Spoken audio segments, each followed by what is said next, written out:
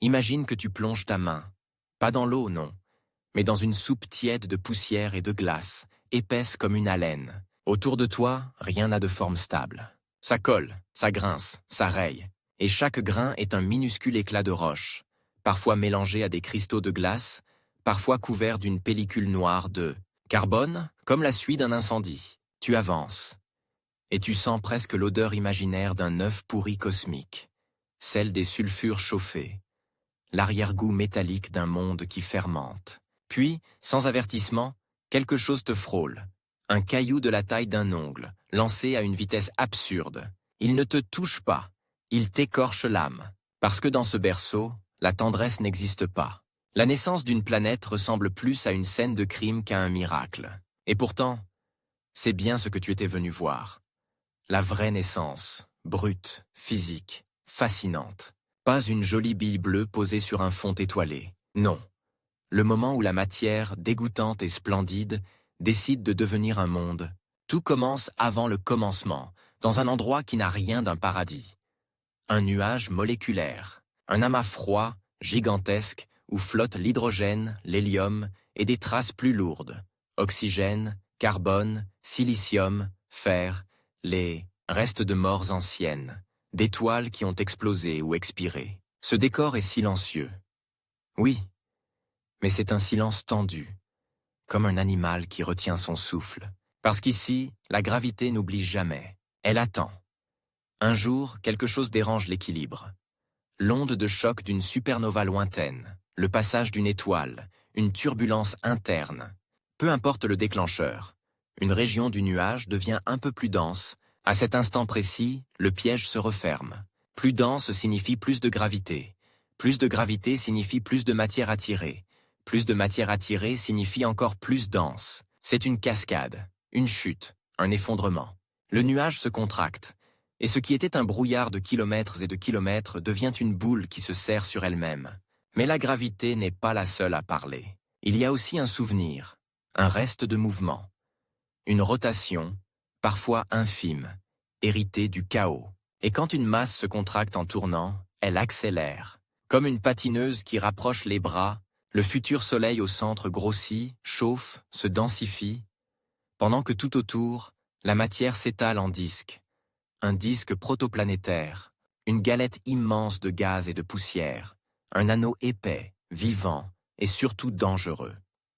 C'est là, dans ce disque, que le spectacle devient intime, parce qu'une planète n'est pas fabriquée comme un objet. Elle est arrachée au désordre, et les premières briques sont ridicules. Des grains plus petits qu'un grain de sable. Des poussières qui, au début, n'ont aucune chance. Elles flottent, elles se heurtent, elles rebondissent. Et pourtant, elles s'accrochent. Au début, ce n'est pas romantique. C'est de la chimie sale. Les grains sont recouverts de glace, d'organique, de films collants. Les collisions sont lentes, presque timides.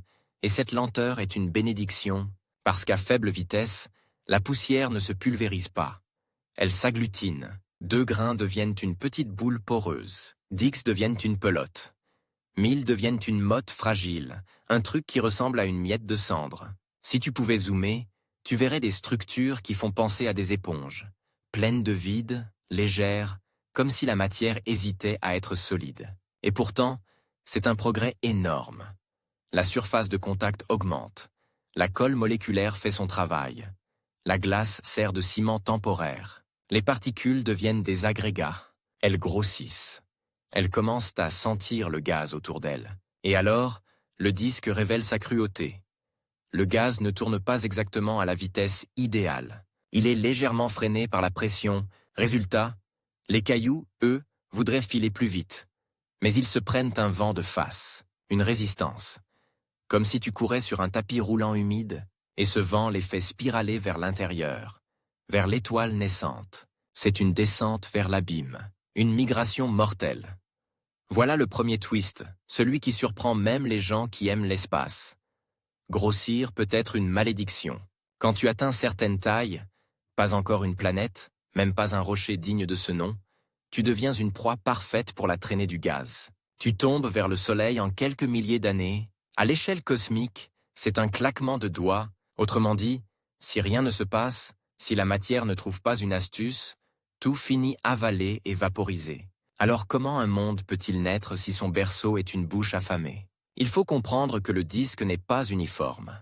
Il a des bosses, des vagues de densité, des tourbillons, des pièges à poussière, des endroits où le gaz ralentit, où la pression crée un petit refuge. Imagine une rivière. Dans le courant principal, tout est emporté. Mais près d'un remous, les feuilles s'accumulent. Le disque fait pareil. Et ces remous deviennent des incubateurs. Dans ces zones, les grains s'entassent. Ils se heurtent plus souvent. Ils collent plus facilement.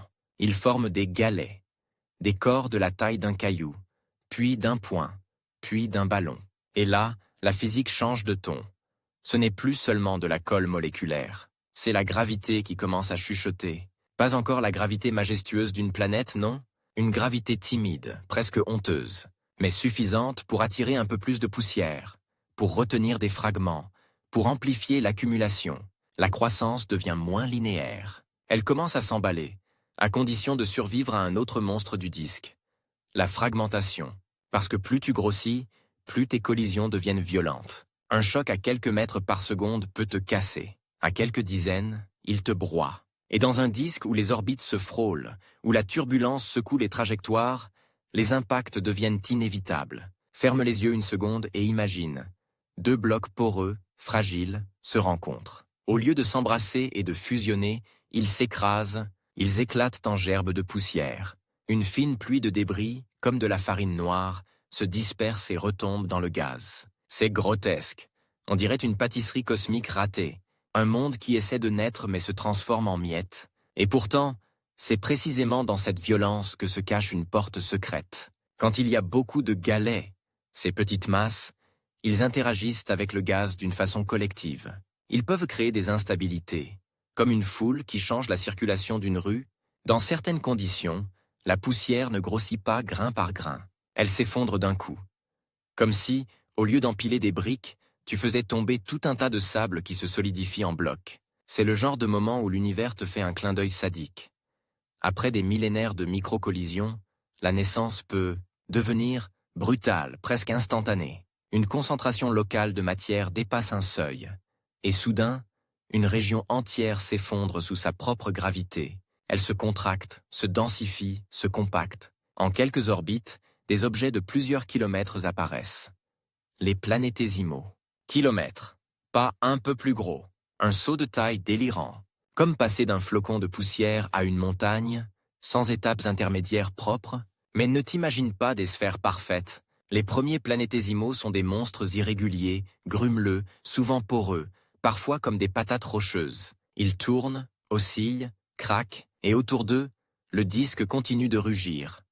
Gaz en rotation, grains en spirale, fragments en pluie. À ce stade, tu pourrais croire que le plus dur est fait. Faux. Le plus dur commence, parce qu'une fois que tu as des corps de kilomètres, tu entres dans un autre régime. La guerre des orbites. Les planétésimaux ne restent pas sagement alignés, ils se croisent, se perturbent gravitationnellement, chaque rencontre modifie un peu la trajectoire, et quand une trajectoire change, les vitesses relatives augmentent. Les chocs deviennent plus fréquents, et ils deviennent atroces. Un impact entre deux planétésimaux peut libérer une énergie comparable à des milliards de tonnes d'explosifs. La roche fond, la surface se vitrifie. Des éclats sont arrachés et projetés en arcs incandescents. Imagine des gouttes de magma expulsées dans le vide, qui gèlent presque instantanément en sphérules, de minuscules billes de verre, comme des larmes de pierre. C'est ici que l'image devient vraiment dérangeante. La naissance d'une planète est un abattoir. Les corps se démembrent pour nourrir ceux qui grandissent, ce qui survit grossit. Ce qui échoue devient poussière, puis redevient matière première. Un cycle qui ressemble à de la digestion. Oui, le disque mange ses propres enfants pour en faire un seul plus gros, plus stable, plus inévitable. Et ce n'est pas juste un carnage au hasard. Il y a une logique impitoyable. Plus un objet est massif, plus il attire. Sa gravité augmente sa section efficace. Il ne se contente pas d'être plus grand. Il courbe les trajectoires des autres. Il vole de la matière à distance. Il devient un aimant. C'est le début de la croissance runaway, la croissance en fuite. Les gros deviennent plus gros plus vite. Les petits restent petits ou meurent. Une hiérarchie apparaît. Une aristocratie gravitationnelle. Et au milieu de ce chaos, une frontière invisible décide du destin. La ligne des glaces, parfois appelée ligne de neige. Près de l'étoile, il fait trop chaud. L'eau est vapeur. Les glaces disparaissent. Les matériaux volatiles ne tiennent pas. L'intérieur du disque est pauvre en glace, donc pauvre en masse solide. Plus loin, il fait assez froid pour que l'eau gèle, et pas seulement l'eau. D'autres composés aussi. Résultat, soudain, tu as beaucoup plus de matière solide disponible. Les planétésimaux y naissent plus facilement, plus massivement. Cette ligne n'est pas juste une température, c'est une frontière de richesse. Un monde rocheux à l'intérieur, un monde potentiellement géant au-delà, deux futurs divergents, qui commencent par le même geste sale. L'agglutination. Et maintenant, écoute bien, parce que c'est là que la tension monte pour de bon. Quelque part dans le disque, un planétésimal chanceux, légèrement plus massif que les autres, commence à dominer, il avale des galets. Il arrache des fragments, il grossit, et chaque gramme en plus le rend plus dangereux.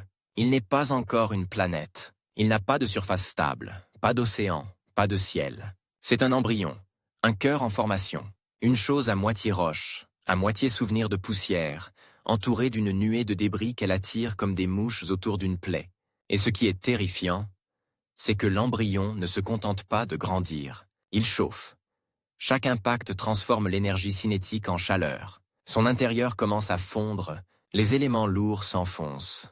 Les plus légers remontent. Une différenciation commence. Comme si la planète apprenait à se trier elle-même, à se fabriquer des organes internes.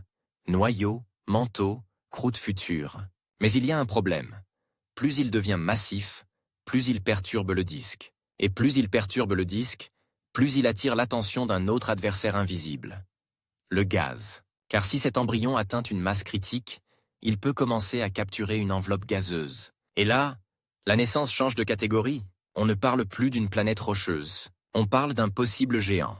Un monstre avec une atmosphère épaisse, un ventre de gaz, une fin capable de vider une région entière du disque. Tu pensais venir voir la naissance d'une planète? Tu es peut-être en train d'assister à la naissance d'un tyran gravitationnel? Et juste au moment où l'embryon commence à dominer, le disque lui-même prépare un retournement. Il se dissipe. Le gaz ne vit pas éternellement. Le rayonnement de l'étoile, les vents stellaires, l'accrétion, tout ça finit par souffler le disque, l'éclaircir, le déchirer. Il y a une course contre la montre.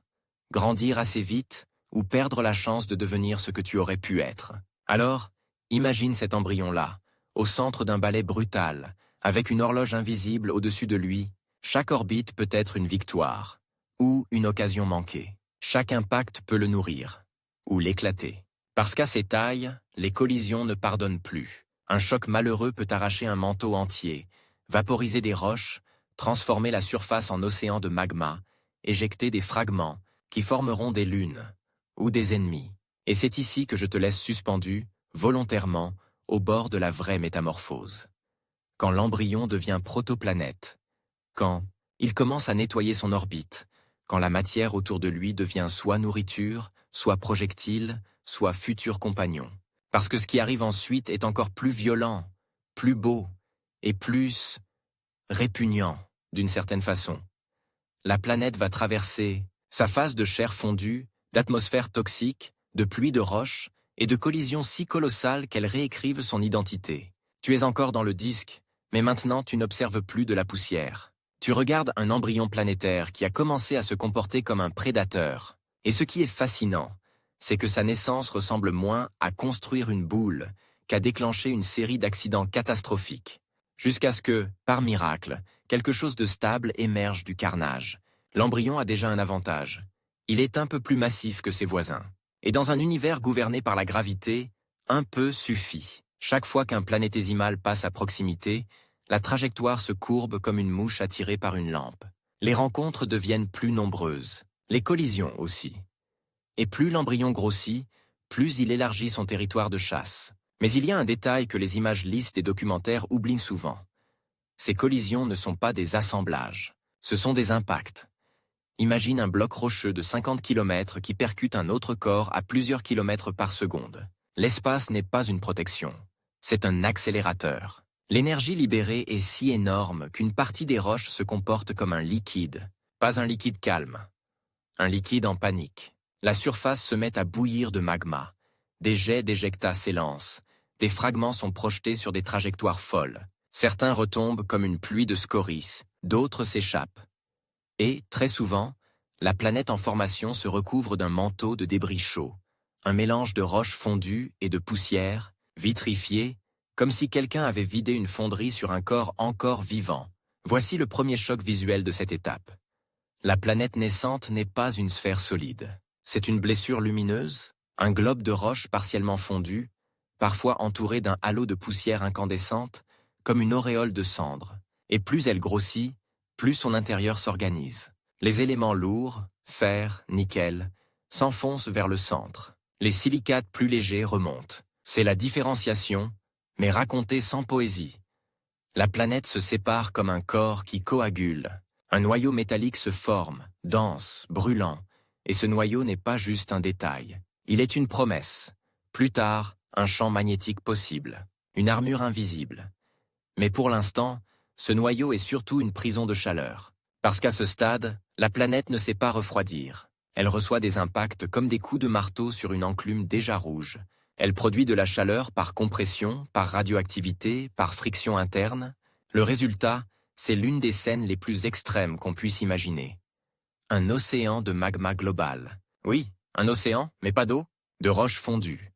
Si tu pouvais survoler ce monde, tu ne verrais pas une surface. Tu verrais une peau liquide, orange sombre, parcourue de vagues lourdes comme des continents. Et au-dessus, pas un ciel bleu. Une atmosphère provisoire, épaisse, toxique, née du dégazage. Vapeur d'eau, dioxyde de carbone, monoxyde de carbone, soufre, azote, et des traces d'autres composés. Ce n'est pas respirable, ce n'est même pas air. C'est un brouillard de four, une haleine volcanique planétaire. Et là, twist numéro 1 de cette partie. L'eau peut déjà être là, même si rien ne ressemble à un océan. Elle n'arrive pas forcément en une seule livraison spectaculaire. Une partie est piégée dans les minéraux.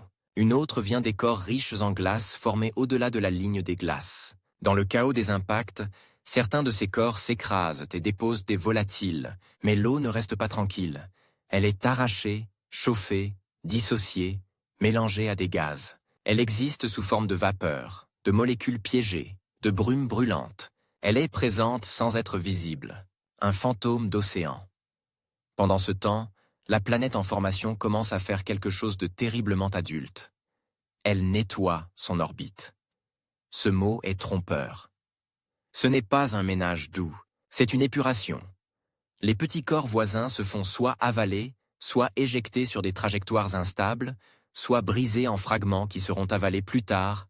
Le voisinage devient une zone de guerre gravitationnelle, et la planète devient le centre d'un champ de tir. C'est ici qu'apparaît une seconde course contre la montre. La migration. Dans un disque de gaz, une protoplanète n'est pas forcément à sa place pour longtemps. Les interactions avec le gaz créent des échanges de moments angulaires. La planète peut spiraler vers l'intérieur ou l'extérieur. C'est comme si le disque, énorme tapis roulant, pouvait déplacer des mondes en construction. Et là, imagine l'horreur. Une planète qui a mis des centaines de milliers d'années à grandir peut être entraînée vers son étoile et disparaître, déchirée, vaporisée, intégrée au soleil naissant.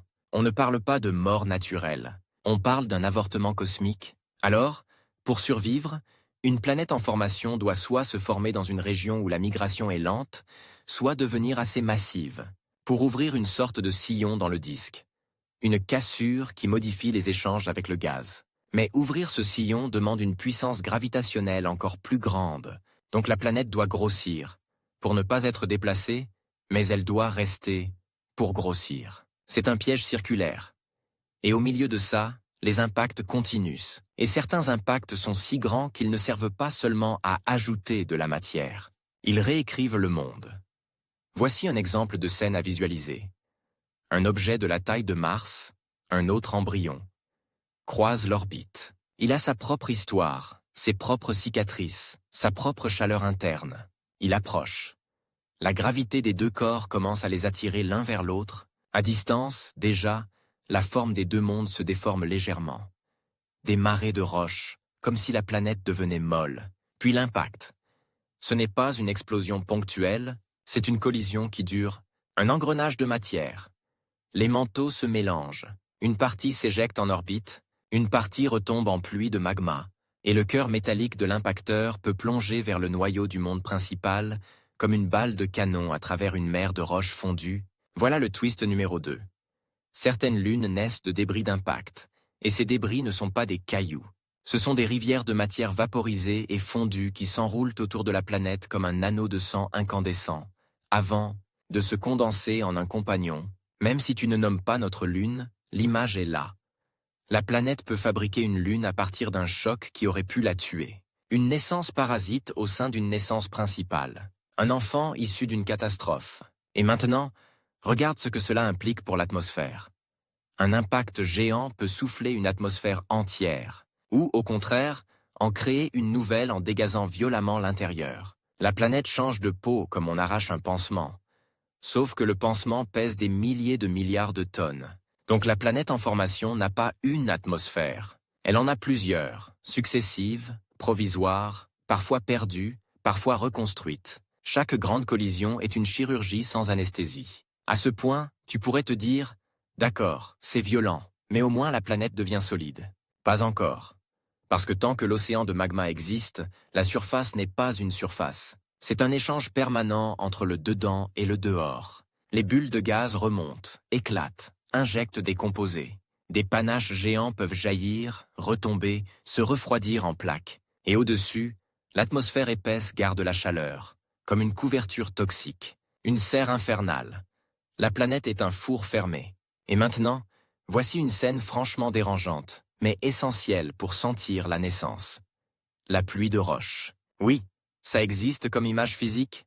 Dans une atmosphère très chaude, chargée en vapeur et en composés rocheux, des gouttes de matière condensée peuvent tomber, pas de l'eau.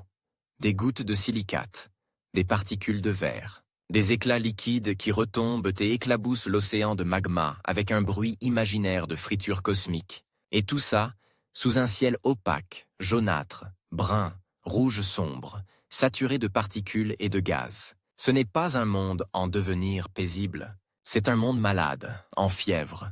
Pourtant, au milieu de cette fièvre, une victoire silencieuse se prépare. Le refroidissement progressif, lent, irrégulier, mais inévitable si les impacts diminuent et si l'étoile jeune se stabilise un peu. La chaleur commence à s'évacuer par rayonnement. Les couches supérieures du magma peuvent se solidifier par endroits, formant une croûte temporaire, qui se brise, puis se reforme. Une croûte qui flotte comme de la glace sur un lac, mais une glace de basalte sur une mer de feu. Et ce processus est plus qu'un décor. C'est le début de la séparation entre intérieur et extérieur. Le moment où une planète commence à devenir un objet géologique, pas seulement une masse fondue. Mais attention, twist numéro 3. Parfois, solidifier trop tôt est dangereux. Une croûte trop rigide peut piéger les gaz à l'intérieur. La pression monte, puis elle casse. Et quand elle casse, ce n'est pas une petite fissure. C'est une libération colossale. Des épisodes de volcanisme global, des remontées massives, des événements où des régions entières se couvrent de lave, la planète se refait la peau, encore. Pendant ce temps, le disque protoplanétaire autour de l'étoile se dissipe, le gaz disparaît. Les poussières se raréfient. C'est comme si on retirait l'eau d'un aquarium pendant que les poissons apprennent à respirer l'air. Et cette disparition change tout. Elle met fin à beaucoup de frottements. Elle stabilise certaines orbites. Mais elle met aussi fin à la possibilité facile de capturer de grosses enveloppes gazeuses. Pour certains embryons, c'est trop tard. Ils ne deviendront jamais des géants. Pour d'autres, c'est une délivrance. Ils ne seront plus aspirés vers l'étoile. Quand le gaz s'en va, le système devient plus sec, plus mécanique. Et c'est là que commence le jeu des billards géants. Des protoplanètes qui se croisent, se frôlent, se percutent, s'éjectent. C'est la phase où un système planétaire se décide vraiment. Certains mondes sont expulsés dans l'espace interstellaire. Des planètes orphelines, sans étoiles, condamnées à errer dans le froid. D'autres sont avalées par l'étoile. Et quelques-unes, les survivantes, s'installent sur des orbites plus stables. Tu sens la dramaturgie? On n'est plus dans la formation douce, on est dans la sélection. Et maintenant, je vais te donner une image qui colle à la peau. La planète naissante, encore partiellement fondue, traverse une région encombrée. Un autre corps la frôle. Pas d'impact direct, mais assez proche pour déclencher des marées immenses. La surface de magma se soulève comme si elle respirait. Des fractures s'ouvrent dans la croûte temporaire. Et pendant quelques heures, quelques jours, peut-être, la planète ressemble à une orange qu'on presse. Des jets de lave, des panaches, de gaz, des arcs de matière, même sans collision, la gravité d'un voisin peut raviver l'enfer. Et voilà le paradoxe final de cette partie. Pour devenir habitable un jour, une planète doit d'abord traverser une période qui ressemble à l'antivie. Elle doit passer par la toxicité, la chaleur, la destruction de surface, la perte et la reconstruction de son atmosphère. C'est comme si la stabilité future exigeait un passé monstrueux. À la fin de cette phase, tu as quelque chose de nouveau. Une protoplanète plus massive, plus différenciée, avec un noyau bien formé, un manteau en cours d'organisation, une croûte qui commence à tenir, et une atmosphère qui, même si elle est encore infernale, a une chance d'évoluer. Mais tu n'as pas encore une planète au sens où tu l'imagines, parce que le vrai tournant arrive quand l'énergie des impacts diminue assez pour laisser la chimie, l'eau et la surface choisir une direction. Et c'est là que le récit peut basculer. Soit vers un monde sec, pierreux, craquelé, soit vers un monde qui parvient à condenser ses océans, soit vers un monde qui garde une atmosphère écrasante et devient une version plus douce d'un enfer. Et surtout, il reste un dernier type de twist, le plus cruel. Parfois, ce n'est pas la planète qui choisit, c'est l'étoile. Son activité, ses éruptions, son rayonnement peuvent arracher les gaz, dissocier l'eau, modifier les trajectoires des particules. Le soleil naissant n'est pas un parent aimant. C'est un projecteur brûlant qui teste la peau de ses enfants. La suite, c'est le moment où la planète passe de magma et impact à surface et destin, où l'eau cesse d'être un fantôme et peut devenir un océan réel, ou être perdue pour toujours. Et c'est aussi le moment où les premières atmosphères cessent d'être seulement de la fumée et deviennent des machines climatiques. Le gaz du disque s'est retiré comme une marée noire qui s'évapore, et soudain, l'arène change de règle. Avant, tout baignait dans une brume qui freinait, poussait, guidait. Maintenant, c'est plus nu, plus sec, plus tranchant. Les trajectoires ne se dissolvent plus dans le gaz. Elles se croisent comme des lames.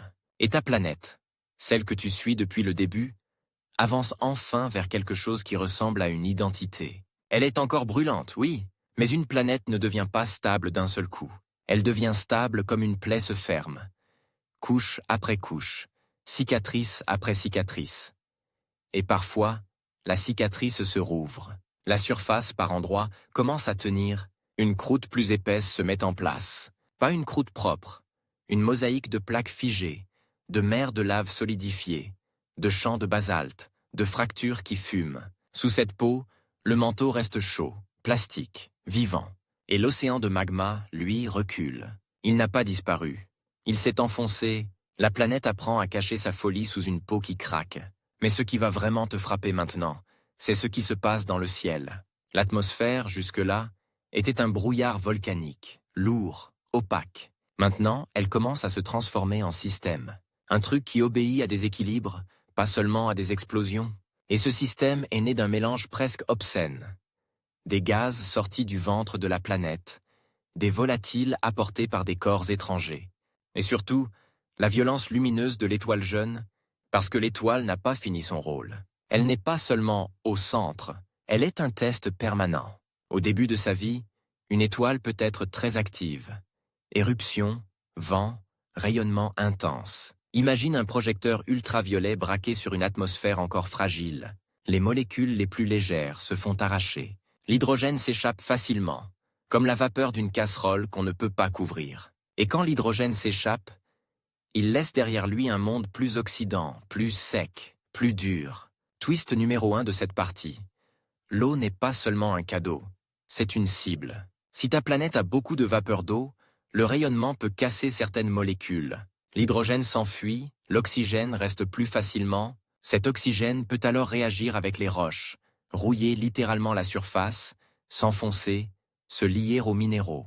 Donc même si de l'eau arrive, une partie peut se transformer en chimie de pierre avant de devenir un océan. C'est comme si la planète buvait sa propre eau et la transformait en roche. Et pourtant, malgré ce vol au-dessus de sa tête, quelque chose d'inévitable se prépare. La condensation. Le refroidissement finit par franchir un seuil. La vapeur d'eau, si elle est suffisamment abondante, cesse d'être juste de la vapeur. Elle commence à former des nuages, mais pas des nuages comme sur Terre. Pas encore. Des nuages épais, lourds, sombres, chargés de cendres, de composés soufrés, d'aérosols. Des nuages qui ne ressemblent pas à une promesse, mais à une menace. Puis vient une scène que j'aimerais que tu visualises très clairement, parce qu'elle est magnifique et dérangeante à la fois. Il pleut, enfin. Sauf que cette pluie, au début, n'est pas la pluie douce d'un monde habitable. C'est une pluie qui tombe sur de la roche chaude, des trombes d'eau qui frappent une surface encore tiède, parfois brûlante, et qui explosent en vapeur au contact. L'atmosphère devient une chaudière. La pluie tombe, se vaporise, retombe. Un cycle de violence. Un enfer humide. Mais à force, la surface perd de la chaleur. Certains bassins, certaines dépressions, certains cratères géants, souvenirs des impacts, commencent à retenir l'eau.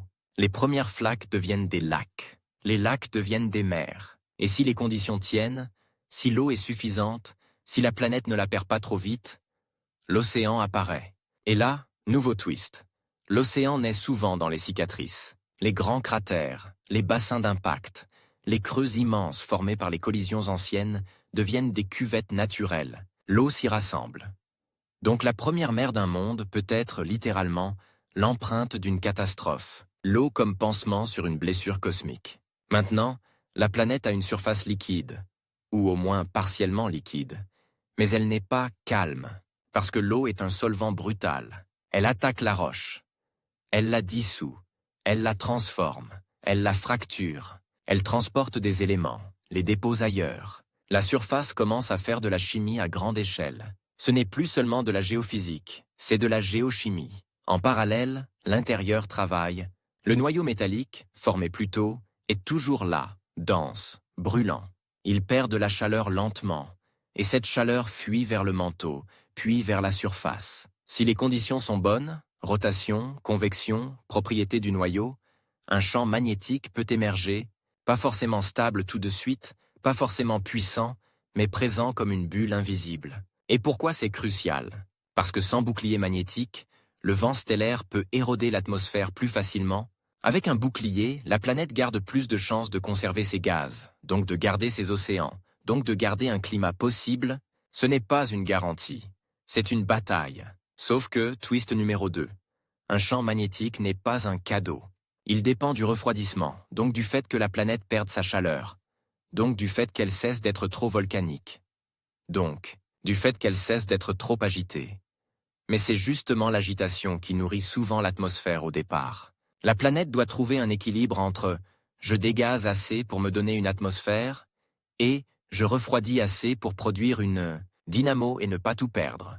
C'est presque une corde raide. Et pendant qu'elle marche sur cette corde, les projectiles n'ont pas disparu. Le grand chaos des protoplanètes a diminué, oui, mais il reste une foule de restes. Astéroïdes, comètes, fragments, corps errants. Une réserve de matière qui n'a pas été avalée. Et cette réserve va frapper, encore. Pas avec la même fréquence qu'avant, mais avec une régularité suffisante pour laisser des traces. Voici l'image à garder. Une planète qui commence à avoir des mers, et au-dessus d'elle, un ciel encore épais, encore étrange. Puis un trait de feu, un impact, un autre, et parfois, un impact si grand qu'il vaporise une mer entière localement, projetant de l'eau dans l'atmosphère, créant des tempêtes globales, des pluies acides, des nuits de poussière. Ces impacts tardifs font deux choses opposées. Et c'est ça qui rend cette phase si dramatique. D'un côté, ils peuvent apporter des volatiles. Eau, carbone, azote, composés organiques. Une livraison supplémentaire. Une couche finale. Comme si le monde recevait ses derniers ingrédients. On appelle parfois ça une sorte de vernis tardif. Une touche finale de matériaux qui n'étaient pas présents en quantité suffisante dans la première construction. Mais de l'autre côté, ces mêmes impacts peuvent enlever ce qu'ils apportent.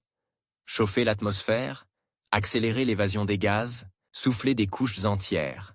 déclencher des périodes où l'océan régresse, où la surface se stérilise. Twist numéro 3. La même pluie de pierres peut être une bénédiction et un effaceur. C'est comme si l'univers signait et rature en même temps. Et maintenant, laisse-moi te montrer un autre détail horriblement concret. L'acidité. Quand une planète dégaze, elle libère souvent du dioxyde de carbone et du soufre, mélange ça avec de l'eau, et tu obtiens des pluies acides. Des océans qui, au départ, ne ressemblent pas à une piscine. Ils ressemblent à une solution chimique agressive.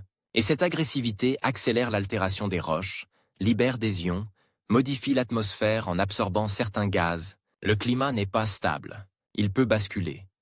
Parfois vers une serre infernale. Atmosphère chargée en CO2, chaleur piégée, évaporation accrue. Parfois vers l'inverse. Des particules soufrées qui réfléchissent à la lumière, un refroidissement brutal, des périodes où l'eau se condense trop, où le ciel s'éclaircit, où l'océan s'étend. Et chaque bascule laisse des cicatrices. Ce qui est fascinant, c'est que la planète commence à devenir un système à rétroaction, une machine. L'eau dissout le CO2, ce qui peut refroidir, le volcanisme remet du CO2, ce qui peut réchauffer, l'altération des roches change la composition de l'atmosphère, ce qui change la température, ce qui change l'altération. Tu sens?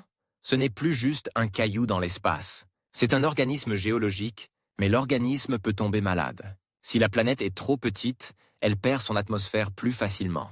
La gravité n'arrive pas à retenir les gaz légers. Le vent stellaire arrache.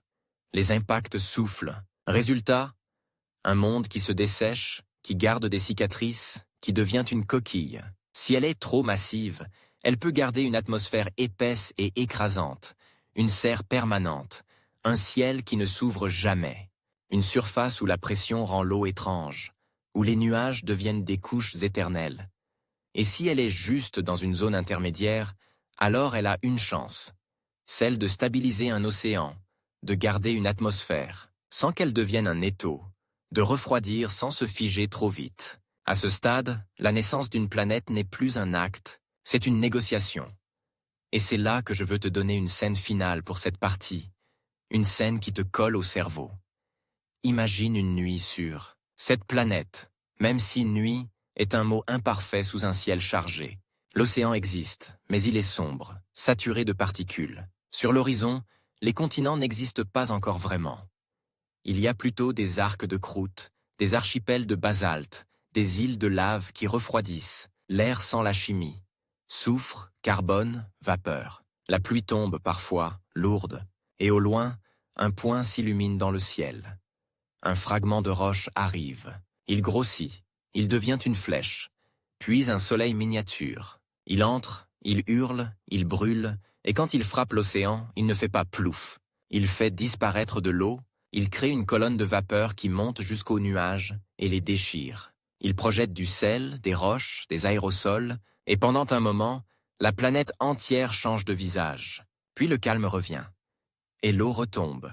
Et la surface, lentement, recommence à cicatriser. C'est ça, le cœur de cette phase.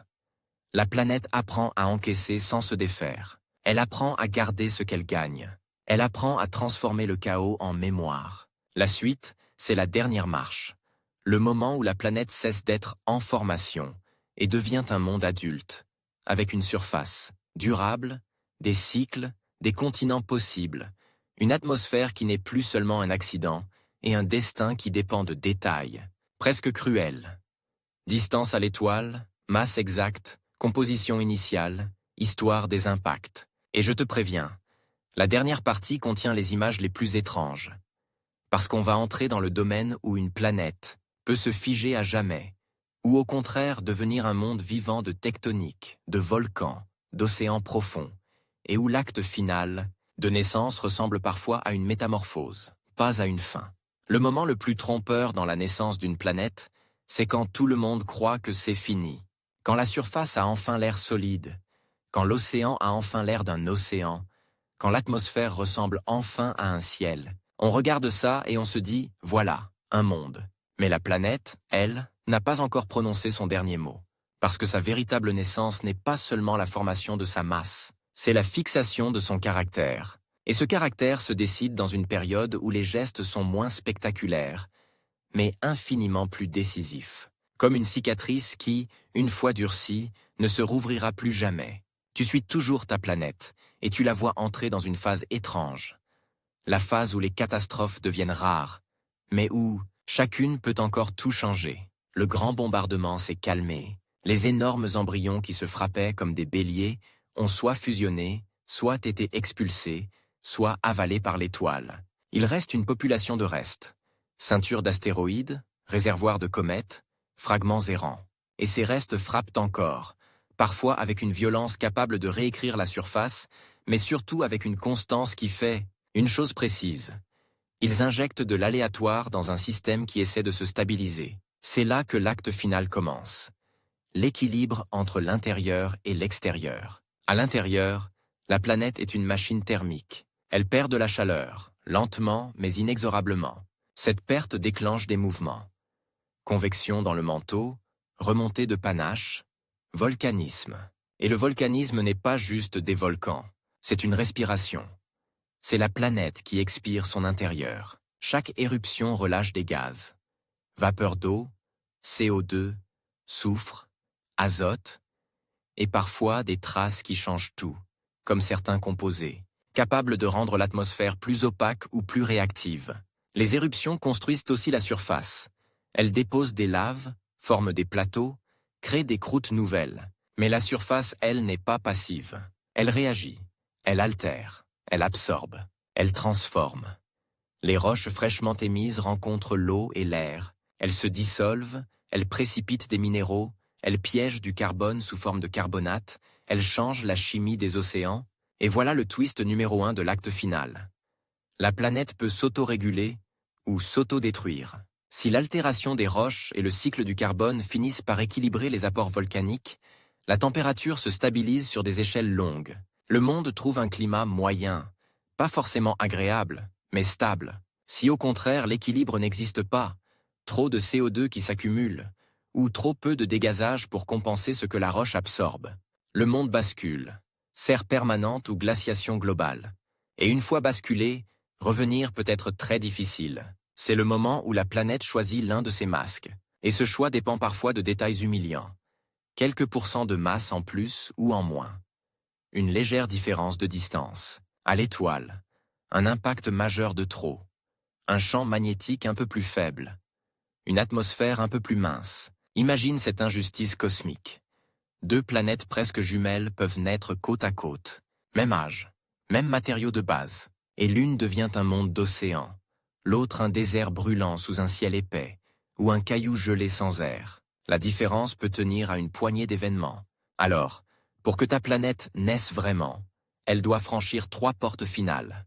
Première porte, la surface durable. Une croûte peut se solidifier, oui, mais une croûte durable exige que le flux de chaleur interne baisse suffisamment pour que la surface ne soit plus constamment refondue par le volcanisme global. Elle exige aussi que les impacts majeurs deviennent rares. Quand cette stabilité arrive, la planète cesse de se resculpter entièrement tous les 1000 ans.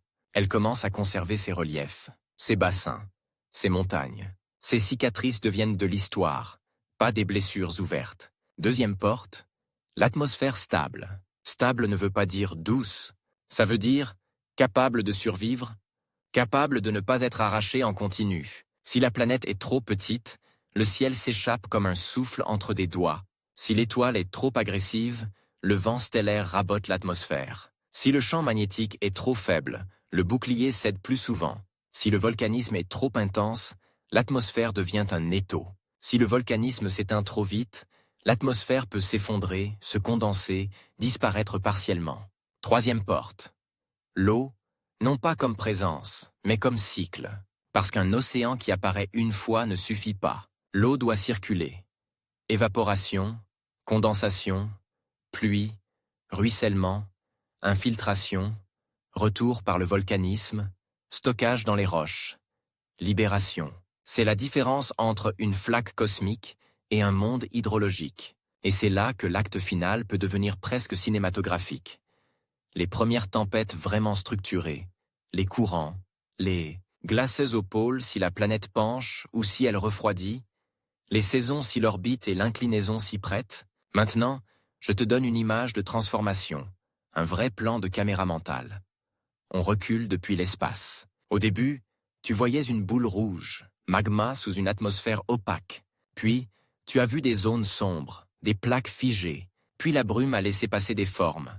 L'eau liquide, un océan, un reflet. Maintenant, tu vois quelque chose de plus troublant. La planète commence à avoir des contrastes stables, des zones claires et sombres qui persistent, des régions où la croûte est plus épaisse, d'autres où elle se fracture, et c'est ici qu'arrive le twist numéro 2, celui qui est rarement raconté comme une scène de naissance. La tectonique, ou son absence. Si la planète développe une tectonique active, des plaques qui bougent, qui plongent, qui se recyclent, alors elle obtient une sorte de moteur de renouvellement. Elle recycle la croûte, elle transporte le carbone, elle renouvelle les nutriments dans l'océan, elle régule la température sur le long terme. Ce n'est pas seulement des plaques, c'est un cœur qui bat. Mais si elle n'en a pas, si sa croûte devient une coque rigide, alors la chaleur s'échappe autrement, par des points chauds, par des épisodes volcaniques, ou parfois par une lente suffocation interne. Dans ce cas, la surface peut se figer en un seul morceau. Un couvercle. Et un couvercle, sur des millions d'années, peut conduire à deux destins opposés. Un monde mort et froid, ou un monde étouffant qui garde son CO2 parce qu'il ne sait plus l'enfouir. Tu sens la cruauté? La naissance d'une planète inclut le moment où elle décide si elle pourra se réinventer ou si elle restera prisonnière de sa première peau. Et maintenant, twist numéro 3, plus viscéral. Parfois, l'acte final de naissance est un dernier impact qui arrive trop tard. Imagine, ta planète a déjà un océan naissant, une atmosphère qui commence à s'organiser, une surface qui commence à garder ses reliefs, et puis arrive un gros projectile, pas assez grand pour la détruire, mais assez grand pour l'humilier. Il tombe, et il fait bouillir une partie de l'océan. Il injecte des poussières dans la stratosphère, crée des années de nuit, il déclenche des pluies acides. Il fracture la croûte, déclenche des chaînes volcaniques. Et il peut même, dans certains cas, changer l'inclinaison de l'axe ou perturber la rotation, modifiant les saisons, les climats, la circulation atmosphérique. C'est comme si, au moment où le monde apprenait à marcher, on lui donnait un coup de pied dans les genoux. Mais, et c'est ici que l'histoire tient sa tension jusqu'au bout, ce coup de pied peut aussi apporter une dernière chose. Une chimie, riche, des composés carbonés, des éléments qui se dissolvent dans l'océan, qui enrichissent la surface. La catastrophe comme livraison finale. C'est ce double visage qui rend la naissance d'un monde aussi fascinante. L'univers ne sait pas faire des cadeaux propres. Il donne en frappant. Et maintenant, on arrive au dernier plan, celui que tu voulais depuis le début. À quoi ressemble réellement la naissance d'une nouvelle planète quand elle a fini de naître? Elle ressemble à un monde qui cesse d'être un événement et devient un lieu où la lumière de l'étoile n'éclaire plus seulement un brouillard, mais une géographie, un lieu où l'atmosphère n'est plus seulement un nuage toxique, mais une enveloppe dynamique, avec des vents, des tempêtes, des zones, de haute et basse pression, un lieu où l'eau, si elle est là, n'est plus un fantôme. Elle dessine des rivages, elle creuse des vallées, elle transporte des minéraux, un lieu où les roches ne sont plus seulement fondues, mais stratifiées, altérées, patinées. Et voici la dernière image, la plus satisfaisante et la plus dérangeante à la fois, parce qu'elle résume tout. La planète, nouvelle, née, porte encore sur elle des marques de sa gestation. Cratère cicatrisé, pleine de lave refroidie, atmosphère qui garde une pointe de soufre, océan peut-être encore acide, continent naissant comme des croûtes épaisses. C'est un bébé couvert de cendres, un monde qui sent encore la fumée. Tu voulais voir la naissance d'une planète? La vérité, c'est qu'elle ne naît pas propre. Elle naît comme un animal qui sort de la boue, haletant, tremblant, encore chaud de l'intérieur, et qui doit immédiatement survivre, à la lumière trop forte de son étoile. Et le contraste final, celui qui te reste en tête quand l'écran devient noir. Tout ce que tu trouves beau. Une mer, un ciel, une surface solide, une lune dans le ciel, une aurore magnétique, a été payé par une période où le monde était littéralement un enfer. Une matrice de poussière, une soupe collante, des impacts, du magma, des pluies de roches, des atmosphères arrachées, des océans bouillis. La naissance d'une planète, c'est l'art de survivre à sa propre création.